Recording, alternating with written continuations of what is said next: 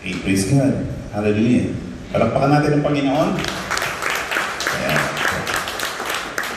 Purihin ang Panginoon sa umaga po nito sapagkat muli tayo po ay binigyan niya ng pagkakataon na makatapos sa lugar na ito. At lagi ko nga po sinasabi na isang malaking pribilehiyo sa bawat isa po sa atin na tayo po ay makagawi sa lugar na ito sapagkat isa sa mga pamamaraan ng paglapit sa Kanya ay ang ating pagsambaan po.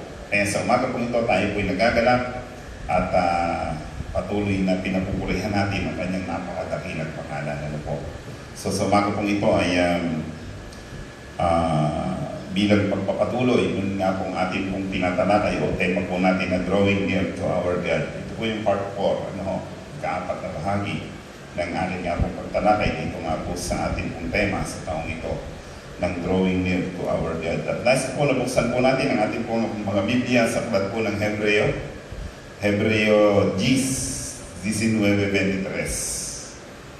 Hebreo 10, 19-23. Ganito po ang sinasabi mga kapatid, akin pong babasahin sa inyo pong kinukuhan at inyo pong subaybayan kung kayo po ay merong mga Biblia. Ano po? Sabi po ay ganito, kaya nga mga kapatid, tayo'y malaya nang makapapasok sa dakong kabanal-banalan dahil sa kamatayan ni Jesus. Binuksan niya ang isang bago at buhay na daang naglagos hanggang sa kabila ng tabing, alalaong bagay ang kanyang katawan. Tayo'y may isang dakilang saserdoting namamahala sa sambahayan ng Diyos. Kaya tumapit tayo sa Diyos ng may tapat na kalooban at matibay na pananalig sa Kanya. Lumapit tayo ng may malinis na budhi sapagkat nalinis na ang ating mga puso at nahugasan na ng dagisay na tubig ang ating katawan. Magpakatatag tayo sa ating pag-asa at huwag mag-alinlangan sapagkat tapat ang nangako sa atin. Patuloy po pinagpapala ng Diyos ang bahaging ito ng banal na kasulatan na ngayon po ay atin pong pagbubulay-bulayan. So sa umaga pong ito ay nais ko pong samantalahin muna nga po pala yung pong pagkakataon na makapasalamat sa bawat isa po sa inyo na tumutugon dun nga po sa church building, dun po sa Santa Maria. Actually, hindi po kasi ito church renovation, ito po ay church building. Kasi po yung pong dating church ay hindi na po natin talaga ginalaw yun. Nagtayo na po ng panibago doon, and as of now po ay meron na po siyang bubong, mga dingding, at saka po may kahapon po nakapagkabit kami ng mga frame ng bintana. At ngayon po ay nagtatiles na At salamat sa mga kapatid natin na walang sawa pong sumusuporta sa church building na yun. Medyo malaki-laki na rin po yung nagagasto. Siguro po naglalaro na po siya sa mga 150,000. And salamat din sa aking partner, si partner namin, kay partner Willie. Iniwan namin siya doon. Sabi ko, dyan ka muna kasi ako yung speaker dito sa main. And may lakad din nga po mamaya. Kaya sabi ko, ikaw na muna dyan at tingnan mo yung meron kasi kaming kinuhang mga tao doon. At kaya sila po yung nagtatiles po sila. At meron po kasing nagbigay ng tiles. Ang plano po kasi namin doon ay yung pong pulpit lamang ang itatiles. Meron pong nagpagandang loob ng mga kapatid natin na sabi nila ay buuin na. Kaya po yun pong church sa Santa Maria, saksak ay buo na po yung church nila. At ang sabi nila ay hindi daw pong dingding sa harapan na ganyan ay parang gusto din nilang italisan po. So salamat sa ganun pong sitwasyon. Salamat sa bawat isa po sa inyo, sa mga nagbigay po ng salamin, ng mga marami pong mga bagay. At gusto po ang patuloy na magpana at magbalik ng lahat po ng ito sa inyo. At patuloy po namin dinadalangin na pangibayuhin ng Diyos ang inyo pong patuloy na o pasaganain ng Diyos ang inyo pong mga buhay sa lahat ng pagkakataon upang patuloy na makagawa tayo sa basa ng Panginoon. Sapagkat ito talaga ang layunin ng Diyos. Kung bakit pinagpapala ang bawat isa, katulad ng ating narinig kanina kay Pastor Norman, na ang dahilan kung bakit pinagpapala ng Diyos ang buhay ng bawat isa ay upang may maitulong tayo sa nangangailangan.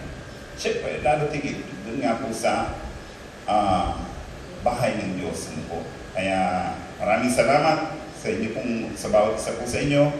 At nawa po ay patuloy din po nating idalangin, yun pong spiritual na kalalagayan ng mga taga-roon, sapagkat nito pong mga ilang linggo na amin po pabalik-balik doon, ay nakita naman po namin na nare-recall na po yung mga kapatid po natin. Kumbaga nagkakaroon po ng revival at marami na po ang patuloy na sumisimba roon. Siyempre, hindi lamang po ito dahil sa pagganda ng church ang atin pong layunin, kung hindi mas mapalago ang pananampalataya ng bawat isang taga roon. Siyempre, pati po tayo.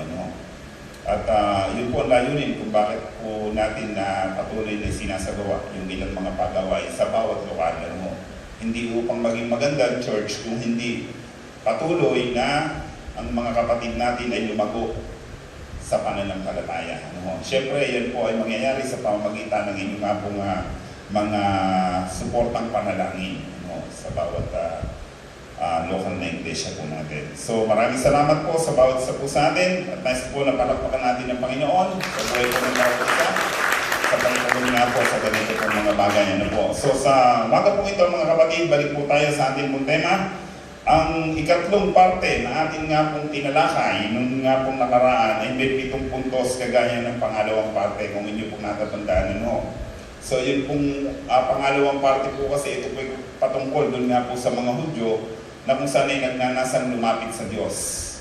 Ito naman pong ating huli pong pinag-aralan ng kung siguro mga last 2 or 3 weeks po yata, ay kung paano naman ginawa ng Panginoong Yesus ang paano niya mailalapit yung mga tao sa Diyos.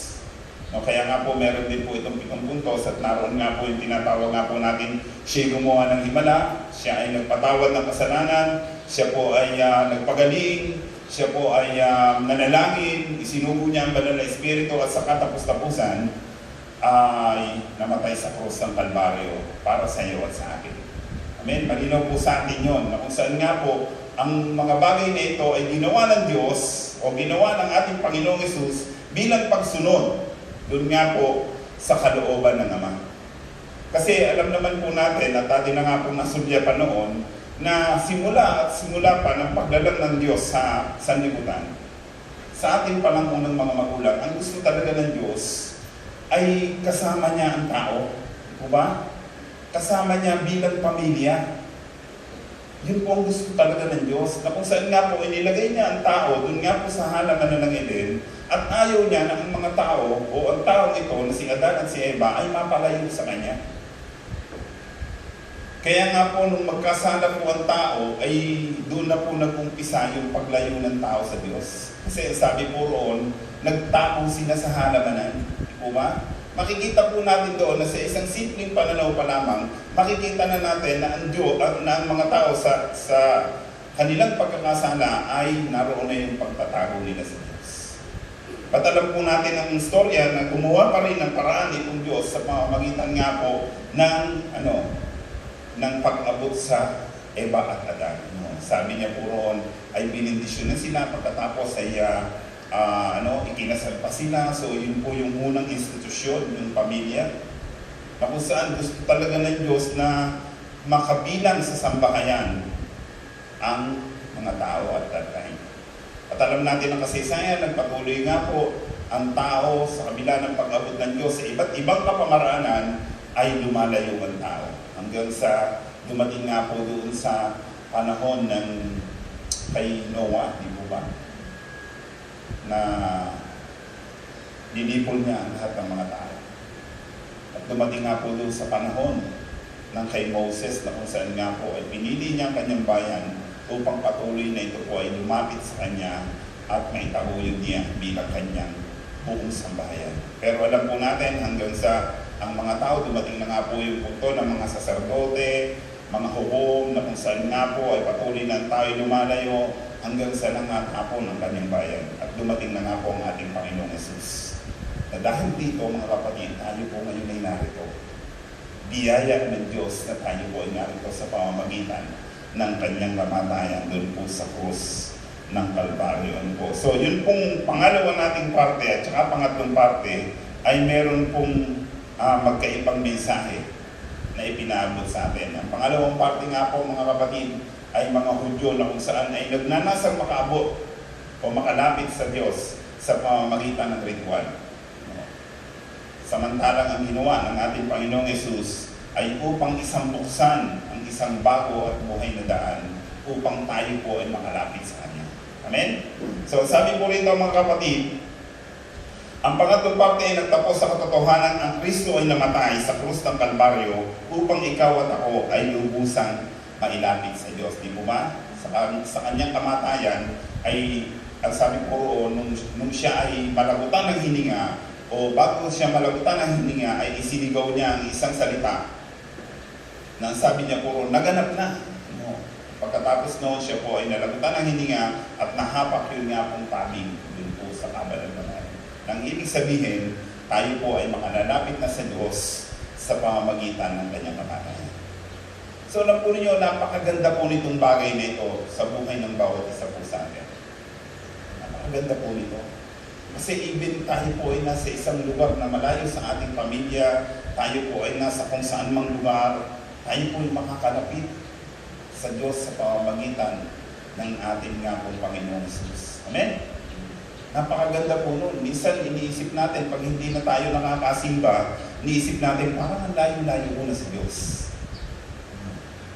Minsan kapag tayo po ay hindi na nakakaganap ang ating pong mga katungkulan dito po sa loob ng church, parang iniisip natin, ang layo-layo na natin sa Diyos. Ano po? Bagamat syempre, minsan nararamdaman po talaga natin yan. Kaya nga po sinasabi din po ng Biblia na huwag nating kaligtaan ang pagdalo sa mga pagtitipon sapagkat pwede talaga tayong mapalayo sa Diyos. At minsan naman, sabi ko nga, iniisip natin ang lapit-lapit natin sa Diyos sapagkat nakakaganap tayo ng ating katungkulan. Nakakasimba tayo, manalangin tayo, nakapagbasa tayo ng Biblia. Minsan iniisip naman natin, lapit naman natin sa Diyos. Pero minsan pala, hindi naman. Ano? Kaya alam po ninyo, sa buhay po natin, alam natin kung malapit tayo o malayo sa Diyos sa pamamagitan ng Kanya pong Espiritu. Ano? Alam po ninyo, napakahalaga kasi ang role ng Banal na Espiritu. Kaya nga po dun sa ating pangatlong parte, nandun po yung pang-anim na puntos na para tayo mailapit ng ating Panginoong Jesus sa Diyos, ay isinugo niya ang Banal na Espiritu. Kasi ito po yung magpapatunay na talagang tayong malapit sa Kanya. Hindi sa pamamagitan ng kung ano pa mang virtual. Ito yung magpapatunay at magsasabi na talagang malapit tayo sa Diyos. Okay. So, ang huling wika na binanggit ng ating Panginoong Jesus doon sa krus ay nagtaglay ng kaganapan ng ating pagiging malapit sa Diyos.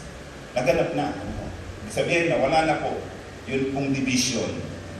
Ang sabi po rito sa Romans 5:10, dati tayo'y mga kaaway ng Diyos, ngunit ngayon tinatanggap na niya tayong mga kaibigan alang-alang sa pagkamatay ng kanyang anak.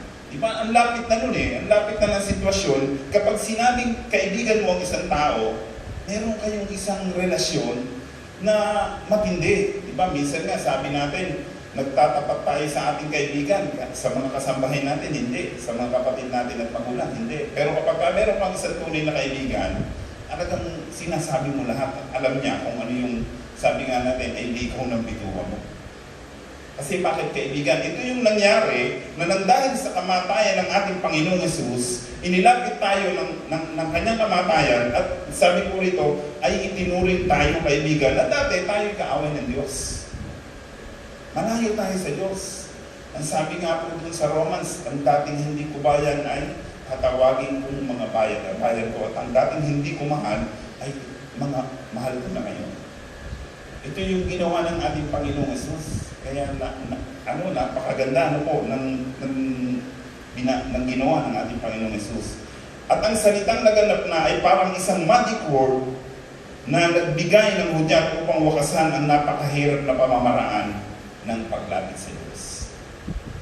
Diba?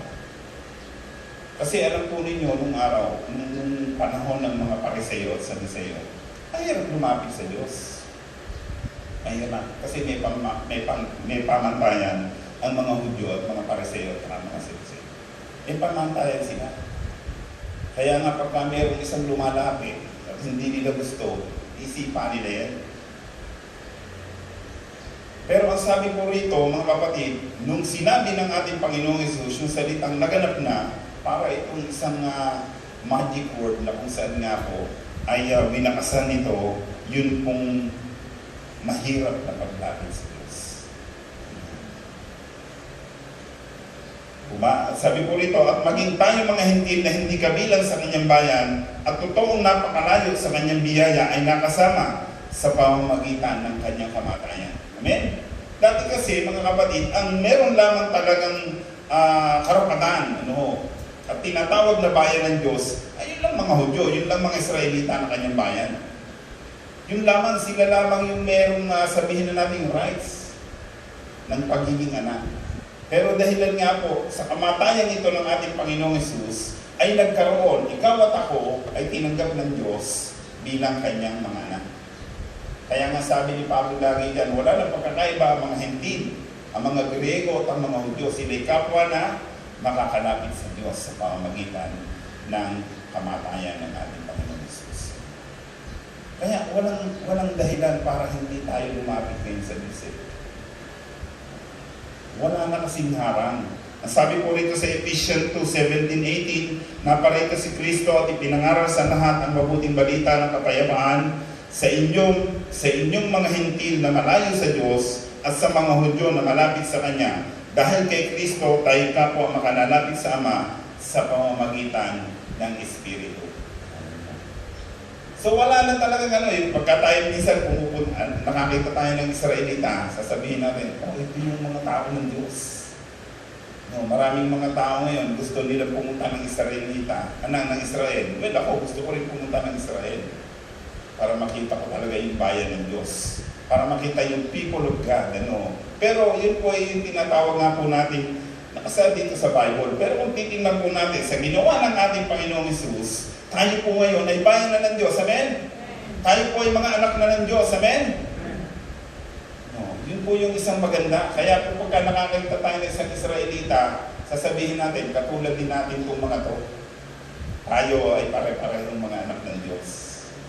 Dahil sa ginawa ng ating pong Panginoong Hesus. Ang ganda po kasi na sinabi rito, sabi po rito, dahil kay Kristo, tayo kapwa makalalapit sa Ama. Parehas lang. Kung ano yung kanilang magiging kalalagayan doon sa langit, yun na rin tayo. Kung ano yung ipamamana sa kanila, yun na rin tayo. Kung sila'y nakakalapit ngayon ng 1 metro sa Diyos, nakakalapit din tayo ng 1 metro sa Diyos. Diba? Kaya napakaganda po ng ginawa ng ating Panginoong Hesus doon sa krus ng Kalbaryo. Dahil sa salitang ito, tayo ay nagkaroon ng kalayaang makapasok sa dakong kabanal-banalan upang tamasahin ang pribilehiyo ng pagiging anak. Kaya tayo po ngayon ay mga anak ng Diyos. Nagbigay siya ng isang bago at buhay na daan na siyang lalakaran natin upang mapanatili ang ating paglapit sa Ama. Makikita po natin yan sa verse 20. Ang sabi po roon, mga kapatid, ay nagbukas siya o gumawa siya ng isang bago at buhay na daan na naglagos hanggang sa kabila ng tabing, alalaong baga ay ang kanyang katawan. Kasi alam naman po natin ang sitwasyon, nung araw po kasi talaga, nung hindi pa namamatay ang ating Panginoong Hesus, meron talagang yung literal na templo at that time, meron talagang habi niyan. Matalakay na nga po natin ito na hindi kasi po pwede talagang pumasok niyan ang hindi naman kasi talaga saserdote. Well, pwede sila pumasok pero 100% patay sila. Yung nga sumilit lang doon sa dakong babanal-banalan nung panahon ni Moses na namamatay. Kaya nga po, ito po yung tinanggal ng ating Panginoong Hesus nung panahon na yun. Sabi po rito, ginawa ng Panginoon ang daan na ito, at sabi po rito, sapagkat nagkanya-kanya tayo ng daan. Kasi ang dami naman talagang makikita po natin, sali-sali kasi ang daan na ginawa ng tao para makalapit sa Diyos. And even now, mga kapatid, hanggang sa panahon na ito, napakarami pa rin daan ang dinadaanan ng tao para makalapit sa Diyos. Pero sabi ng Biblia, mga kapatid, malapad ang daan kung sa kapahamakan. At marami ang doon ay nagsisidaan. Kaya pasalamat tayo. Dahil sa daan, sa isang bago at buhay na daan na binuksan ng ating Panginoong Hesus, doon tayo napadaan. Amen? Hindi dahil sa tayo ay miyembro ng Church of God. Kung hindi nakilala natin at naunawaan natin ang isang bago at buhay na daan na walang iba kundi ang Panginoon. Well, meron mga tao ngayon, iisip pa rin nila na sa pamamagitan ng pagiging miyembro ng isang sekta, yun ang tamang daan. Actually, namatay na yung tamang daan. si Brother Eli Soriano. Namaya pa siya, kamakailan na. Well, merong mga sekta po talaga na lantad na sa pamamagitan ng araw, maliligtas sila, sa pamamagitan ng pagiging membro, maliligtas sila, sa pamamagitan ng mabuting gawa, maliligtas sila. Kaya alam naman po natin na hindi yan ang daan. Kaya gumawa ang Panginoong Hesus ng isang bago at buhay na daan na siya nating lalakaran upang tayo ay makalapit sa Diyos.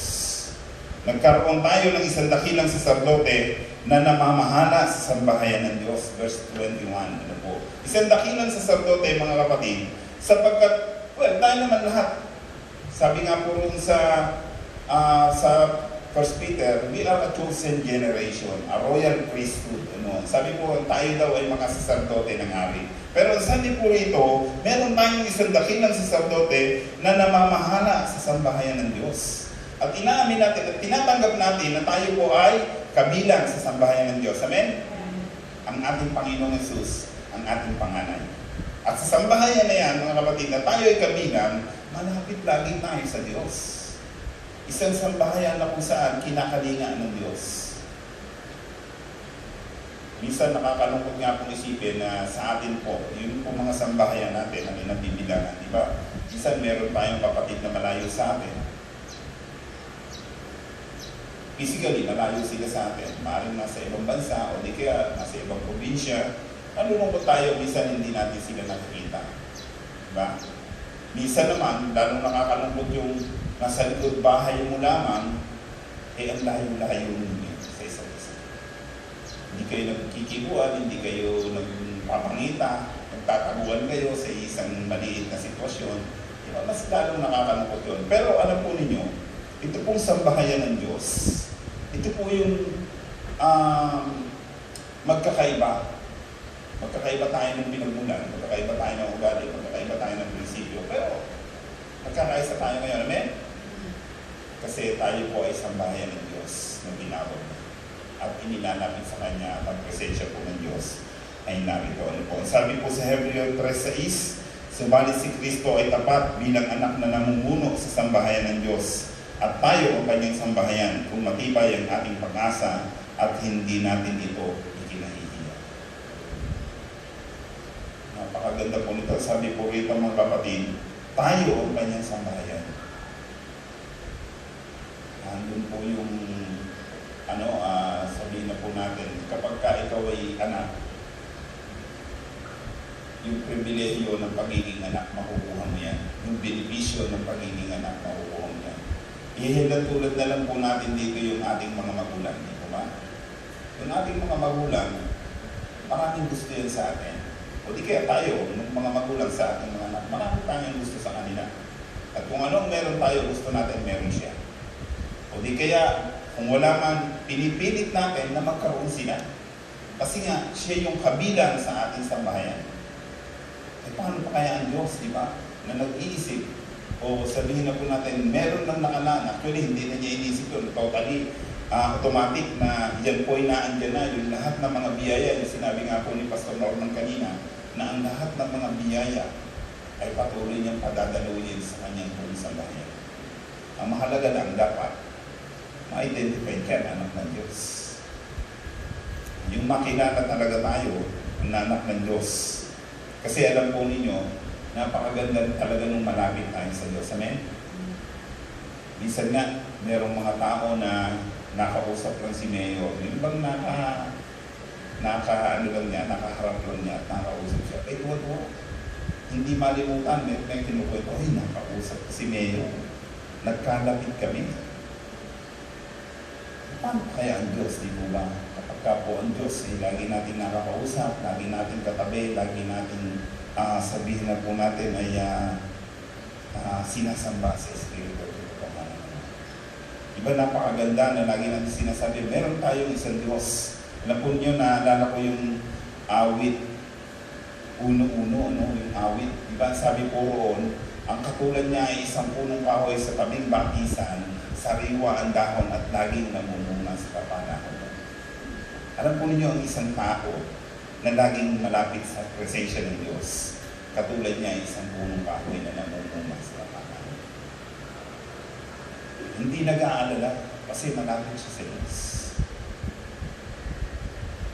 Merong mga tao na minsan malapit lamang sa mayor, malapit sa kapitan, hindi sila nag-aalala kasi alam nila, masandal sila sa pader. Lalo na tayo malapit sa Diyos, diba? Hindi lang pader ang ating sinasandalan. Muog at tanggulan, sabi ko. Muog at tanggulan. Pag sinabi kong tanggulan, mga kapatid, ay nandun yung isang, kasi noong unang panahon, kapag sinabing tanggulan, meron dong soldier sa ibabaw, meron mga armas doon para hindi makalapit ang kaaway.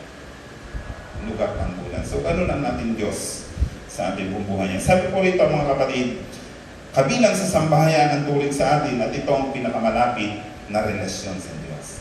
Kabilang sa sambahayan, pinakamalapit na relasyon na pwede na natin sabihin. Dahil ang naunang saserdote ay nagkaroon ng problema at hindi na ilapit ng may kamanalan ang mga tao sa Diyos. Diba? Yung una kasing mga propeta, sino po ba ang tao na unahang propeta? Saserdote. Sino po ang kauna-unahang saserdote? Si Aaron, di ba? Si Aaron, kapatid ni Moses. Ano naging problema kay Aaron? Diba? Kung babasahin niyo po yan, mga kapatid, ng kasaysayan ni Aaron, unang-una, nagkaroon siya ng problema nung umakyat sa bundok si Moses. Di ba? Sabi ko ron, gusto kasi ng tao na gumawa ng uyang bintod. Ginawa niya. Diba? Inilayo niya, parang naging kasangkapan pa siya para ang mga tao ay mapalayo sa Diyos. Pangalawa, yun nga pong kanyang mga anak. Nagkaroon din siya ng problema dyan. Ano natin yung maya-maya. Pangalawa, si Eli. Diba? Si Eli, na alam natin isang saserdote na nagkaroon din po ng problema ang kanyang pagiging isang saserdote at that time. Kasi yung kanyang mga anak ay merong ginagawang problema sa harapan ng Diyos na alam naman niya pero hindi niya sinasabihan. Kaya minsan naiisip ko po, tayo pong mga magulang, saserdote tayo ng ating mga anak. Amen? Saserdote tayo ng ating mga anak. Tayo yung namamahala sa kanila sa spiritual na bagay. Kaya ito, lagi ko sinasabi ito, bagamat minsan nangyayari din sa akin, nasa na yung ating mga anak? Wala. Nasa na sila tayo bilang mga saserdote nila. Kaya minsan yung pong sitwasyon na mailapit natin sila sa harapan ng Diyos, hindi natin natatawa.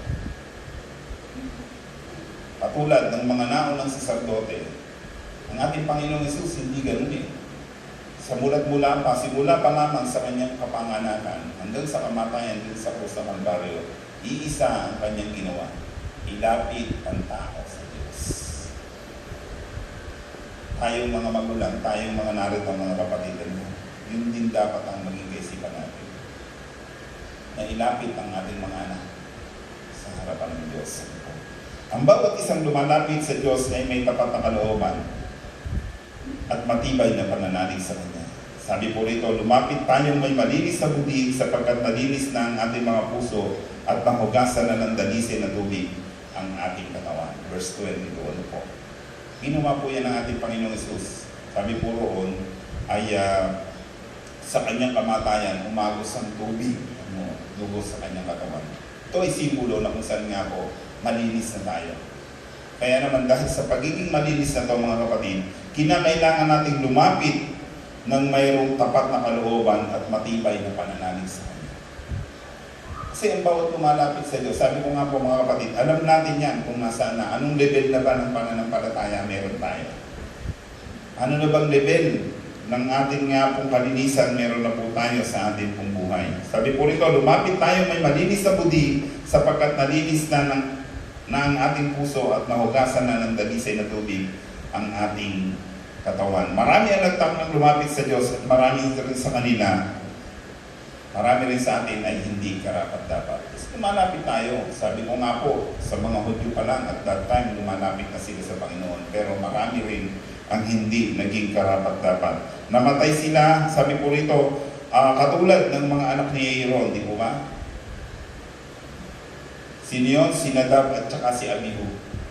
Si Nadab at Abihu, mga kapatid, ito yung mga saserdote rin. Mga tao na kung saan ay kinuha ng Diyos upang mailapit ang mga tao sa Kanya. Pero isang araw, gumawa sila ng kasalanan sa Diyos. Ito si Nadab at Abihu. Na kung saan nga po, ang dalawang ito ay kumuha ng apoy na hindi galing dun nga po sa isang tamang pamamaraan. Gumawa sila ng sarili nilang apoy.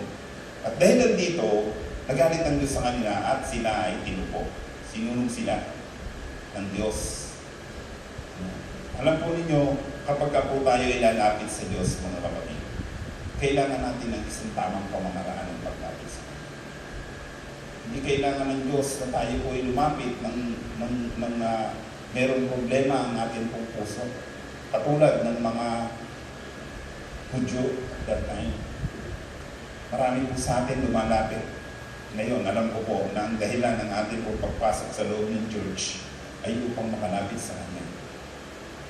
Pero sabi po rito mga kapatid, saliksikin natin ang ating po mga puso, ano ba talaga ang laman nito bilang pagharap sa Panginoon. Ano po ba talaga ang laman ng ating po mga isipan na tayo po ay lumalapit sa Diyos. Sabi po rito, namatay sila sapagkat hindi nila sinunod ang pamantayan ng paglapit o pagharap sa Diyos. Diba? Ito sa sardote ko ng Diyos si Nadab at Abihu. Haharap sila sa Diyos, hindi nila ginamit yung tamang proseso.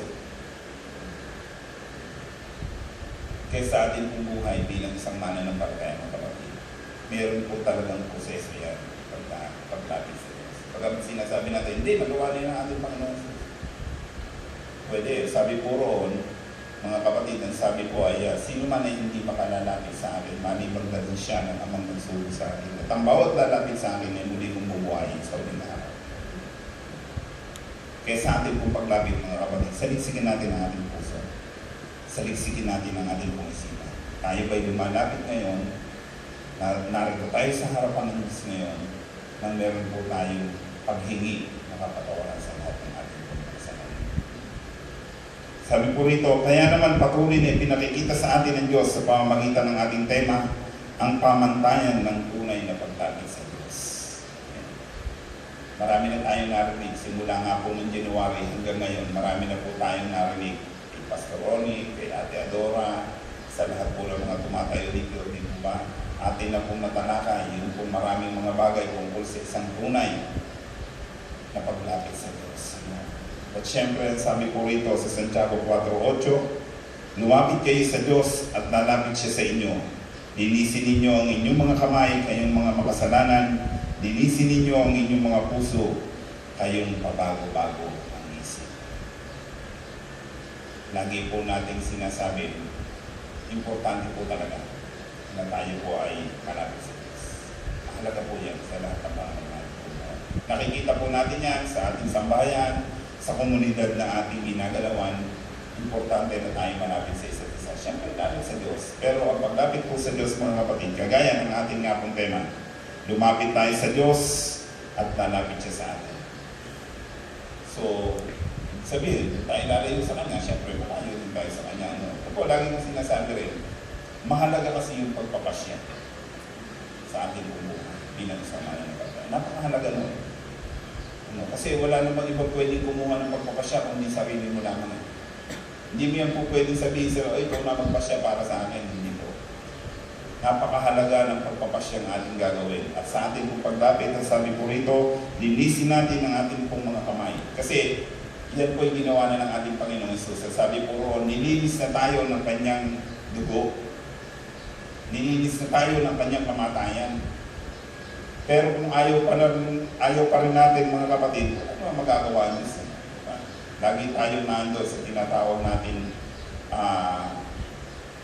malayang pagpili. Pagsalamat sa Diyos, ako po'y patuloy na nagaganap ng papasalamat sa Diyos sapagkat pinipili ng bawat isa po sa atin ang lumapit sa Kanya. Amen?